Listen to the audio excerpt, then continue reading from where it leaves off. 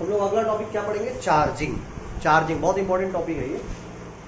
Battery के बारे में लगभग सब लोग सुने हैं और जानते भी हैं। बैटरी का मेन काम क्या है, बैटरी मेन काम क्या करता है, बैटरी का काम क्या है, सोच के जरा बताओ। सोर्स ऑफ एनर्जी, एनर्जी देने का काम करेगा कि लेने का?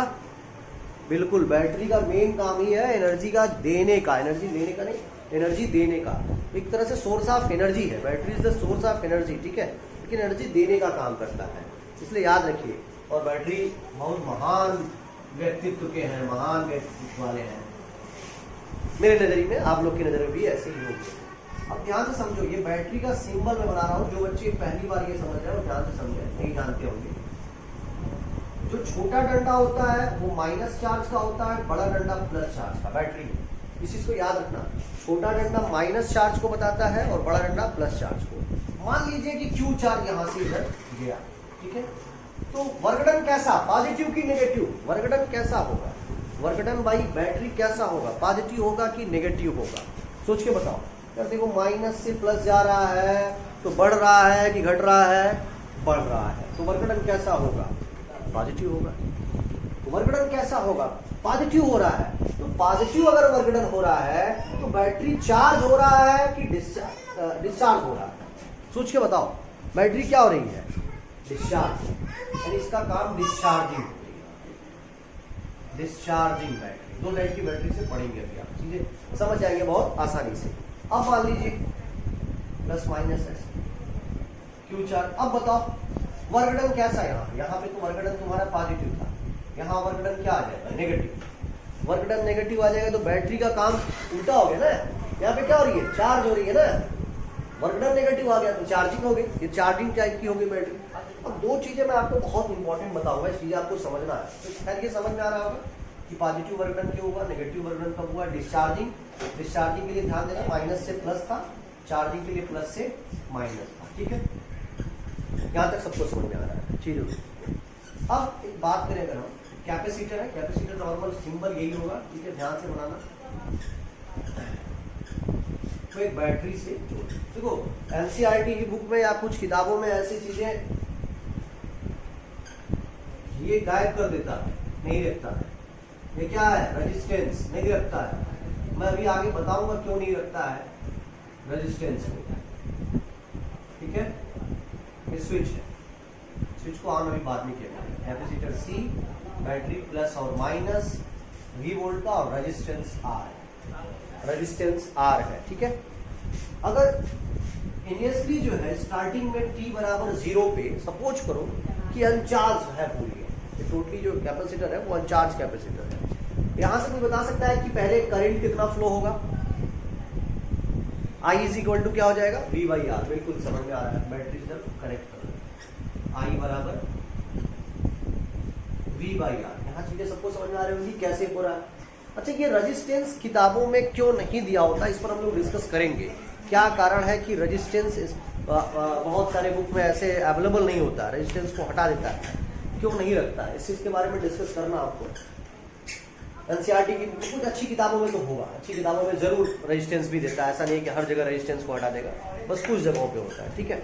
नॉर्मली कोई डायग्राम ऐसे बनता है, ऐसे, ये डायग्राम का यही बस सिंबल, ये बस हो गया, ये कैपेसिटर हो गया है, बैटरी हो गया, उसके बाद आपसे क्वेश्चन वगैरह सॉल्व करने के लिए क्या देंगे, क्वेश्चन सॉल्व करो, ठीक है। इस टाइप के सर्किट को हम लोग आरसी सर्किट बोलते हैं, कौन सा सर्किट, आरसी सर्किट, सी के शॉर्ट फॉर्म आरसी सर्किट, ठीक है, नॉर्मल इसको हम लोग आरसी सर्किट बोलते हैं, इस चीज को याद रखना, ठीक है। रियलिटी में ऐसा नहीं होगा, ये जो ऐसा दिख रहा है ये रियलिटी में ऐसा नहीं होता तो रियलिटी में ऐसा है, सबको समझ में आ रहा है सर करंट कितना हो रहा है, कैसे हो रहा है, तो बैटरी ने क्या काम किया, बैटरी ने क्या नहीं किया। थोड़ी देर के बाद आप देखेंगे कि कैपेसिटर पर चार्ज आपको दिखाई देने लगेगा, ठीक है। तो बैटरी के पास चार्ज तो है नहीं, बैटरी क्या करेगी, एनर्जी को वो स्टोर करेगी, एनर्जी को देने का काम करती है, यही काम है बैटरी का। तो इनिशियली अगर बात करें हम लोग, अगर इनिशियली बात करें तो यहाँ पर पोटेंशियल 0, ये तो सबको पता होगा, यहाँ पर भी प्लस वाला है इसलिए बड़ा वाला यहाँ रख लेते हैं, माइनस छोटा वाला, सीधी लाइन में कुछ भी नहीं है तो यहाँ भी 0, यहाँ भी, ठीक है। ये पॉइंट आपको समझ में आया होगा, बहुत अच्छे से आया होगा। धीरे धीरे एक समय ऐसा आता है कि इसमें चार्ज कलेक्ट हो जाता है। कहाँ से आया? देखो यार, ये इधर से ऐसे गया और ये ऐसे यहाँ से चार्ज लिया, DQ जो आप अभी पढ़ रहे थे, DQ चार्ज, बार बार DQ चार्ज को आप दे रहे थे। तो चार्ज यहाँ से देने के बाद यहाँ पर नेगेटिव चार्ज आ गया, यहाँ पर पॉजिटिव, ऐसे मिल जाएगा। ऐसे -Q और ये +Q मिलना शुरू हो जाएगा कंडीशंस में ऐसे। तो टाइम बढ़ने के साथ अगर टाइम को धीरे धीरे बढ़ाएंगे तो जो करंट होगा, क्योंकि पहले चार्ज नहीं था तो करंट कितना था, अब चार्ज के होने से करंट कम होगा कि नहीं होगा? बिल्कुल कम होगा। क्यों कम होगा? सोच के बताओ जरा। चार्ज के होने से करंट पर असर पड़ेगा कि नहीं पड़ेगा? बिल्कुल डाउन हो जाएगा करंट। और करंट अगर डाउन हो रहा है, लेकिन चार्ज क्या हो जा रहा है? बढ़ रहा है। चार्ज बढ़ रहा है तो करंट क्या हो जा रहा है? डाउन हो रहा है। समझ में आ रहा होगा? इतना तो सबको समझ में आ रहा है। चार्ज बढ़ रहा है, करंट डाउन हो रहा है। ठीक है, धीरे टाइम के बढ़ने के साथ रेट फ्लो ऑफ चार्ज पढ़े हो ना, rate flow of charge. Time अगर बढ़ा दोगे तो करंट क्या होने लगेगा? Rate flow of charge is known as the current. Rate flow of charge, तो टाइम अगर बढ़ा दोगे तो करंट तुम्हारा घटना शुरू हो जाएगा। वही चीज, टाइम जैसे जैसे इंक्रीज हो रहा है कि आई क्या होता चला जाएगा? घटता चला जाएगा। एक समय ऐसा आएगा कि करंट क्या हो जाएगा सर्किट में? I become 0। और जब आई 0 हो जाएगी तो क्या इस रेजिस्टेंस की कोई वैल्यू हुआ? इस रेजिस्टेंस के रखने से कोई फायदा हुआ?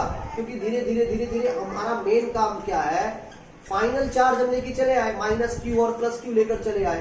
तो ये वाला जो टर्म हो जाएगा, जब करंट ही 0 हो गया तो इस रेजिस्टेंस से हमारा कोई लेना देना नहीं, रेजिस्टेंस से कोई लेना देना नहीं। लेकिन नॉर्मली आप लोग देखते होंगे कि किताबों में ऐसे बनाता नहीं है, लेकिन ये तो सबको पता है, हर वायर के पास खुद का रेजिस्टेंस जरूर होता है, बिना रेजिस्टेंस के नहीं बन सकता है।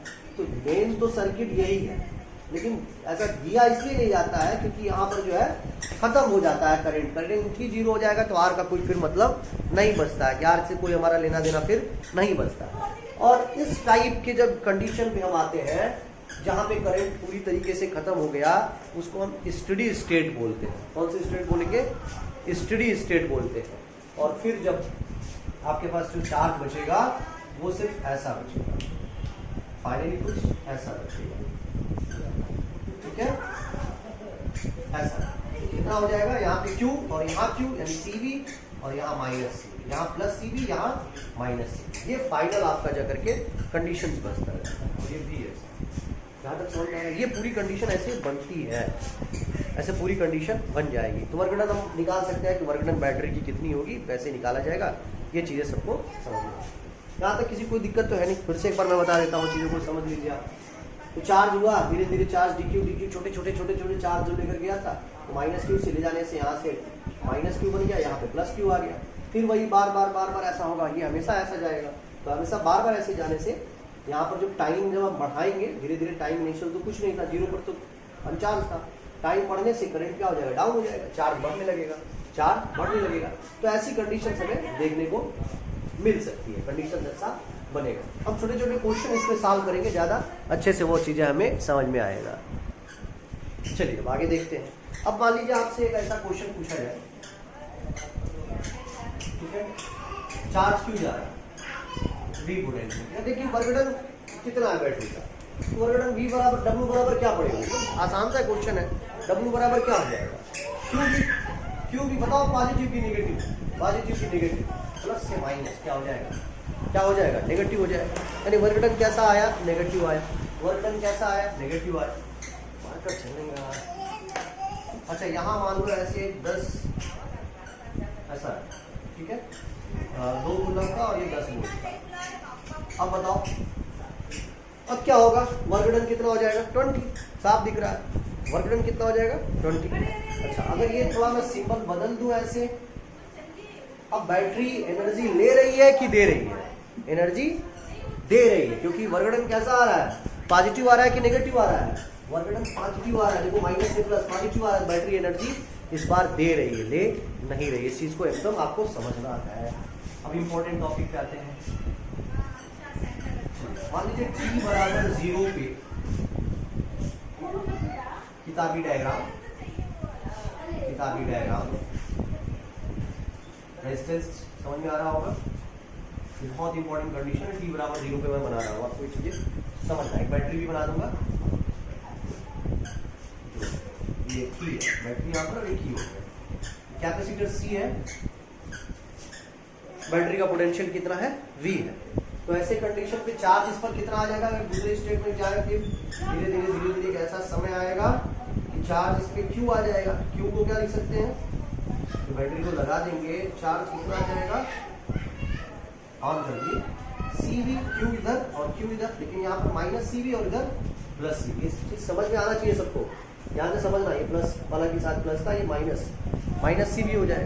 तो वर्क डन बाई बैटरी कितना हुआ, वर्क डन बाई बैटरी, ध्यान देना बेटा, work done by battery, work done battery की कितनी है ये जानना बहुत जरूरी है। वर्क डन देखो कैसे निकालेंगे, तो W बराबर क्या, Q इंटू V, Q कितना, Q इंटू V पहले लिख दो, चार्ज कितना CV के बराबर और V के बराबर ऐसी, तो वर्क डन कितना आ गया, C स्क्वायर। और यही वर्क डन तो एनर्जी के रूप में स्टोर होता है, यही वर्क डन क्या होता है, एनर्जी के रूप में स्टोर होता है। तो लॉस कितना हुआ एनर्जी का, पूछेंगे आप सर लॉस कहां से आप बात कर रहे हैं, लॉस की क्यों बात कर रहे हैं, क्योंकि कैपेसिटर कितना एनर्जी स्टोर करता था, कैपेसिटर कितना एनर्जी स्टोर करता था, याद करो, कैपेसिटर कितना एनर्जी स्टोर कर रहा था, half CV square, half CV square. और टोटल एनर्जी कितना इसके पास मिला, CV स्क्वायर, CV स्क्वायर में से हाफ CV स्क्वायर यदि हम माइनस कर दें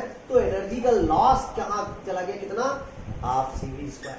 अब आप ये सोचेंगे सर ये लॉस कैसे हो गया half CV square, half CV square गया कहां पे एनर्जी, तो वही जो अब मिसिंग दिख रहा है, जो किताबों में नहीं बनता है। मिसिंग कौन है, रेजिस्टेंस, वो रेजिस्टेंस के पास चला गया है हाफ CV स्क्वायर एनर्जी, यानी वो एनर्जी कौन ले लिया है, रेजिस्टेंस ले लिया है। तो लॉस आपको दिखाई देगा, लॉस आपको हमेशा दिखाई देगा, और यही जो लॉस होता है in the form of heat होता है, in the form of heat. तो आपसे क्वेश्चन पूछ सकता है in the form of heat है कि कितना हीट प्रोड्यूस हो रहा है, हाउ मच हीट प्रोड्यूस।